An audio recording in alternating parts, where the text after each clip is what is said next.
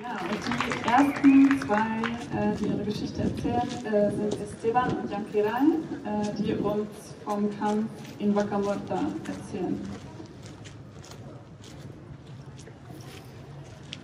Thank you, Katia. Thank you for inviting me. It's an honor to be here in this historic day, historic time when we're about to bury one of the biggest LNG terminals that will be built in Germany and in Europe.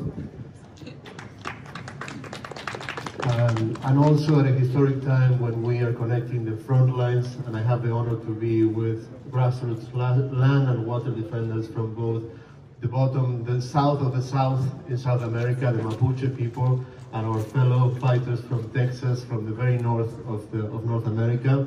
So we're not only coming together between the Americas, but also across the world in international solidarity, and with the BIPOC groups that are organizing this great action in Hamburg, because our fight is the same fight. And I think if we can come together, and the BIPOC groups in Europe, with the frontline defenders across the world that are fighting your companies that are killing us, we can fuck these multinational climate criminals and bring this colonialism to an end. So, but I'm supposed to talk about Vaca Muerta with Jan, and I was asked to make a broad introduction to the topic.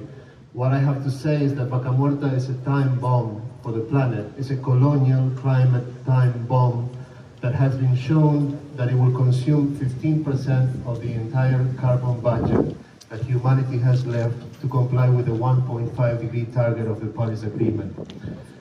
Guess who's fracking Vaca Muerta? Wintershall, headquartered in Hamburg. Total from France, BP from England, Equinor from Norway, Shell from the Netherlands. OMV from Austria is making plastics from the ethane extracted from the Fracking gas. Yara in Brunsbüttel is making fertilizer from the LNG produced across the world, including in Texas. So this is all connected, and we will only defeat it if we also connect and come together globally to fight this global threat. So Vaca Muerta is about the size of Belgium. It's an unconventional shale gas, the world's second largest shale gas basin and fourth largest shale oil basin. That, as you see, just with this basin alone, you can kiss goodbye 15% of the global carbon budget.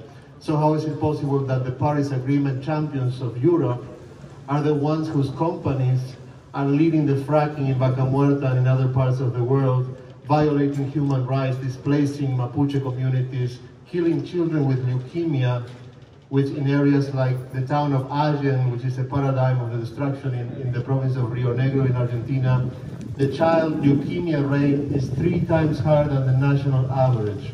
So as one of the activists that is a great fighter over there always says, the heat that you use to heat your homes in Europe is the warmth that was stolen from the lives of our children.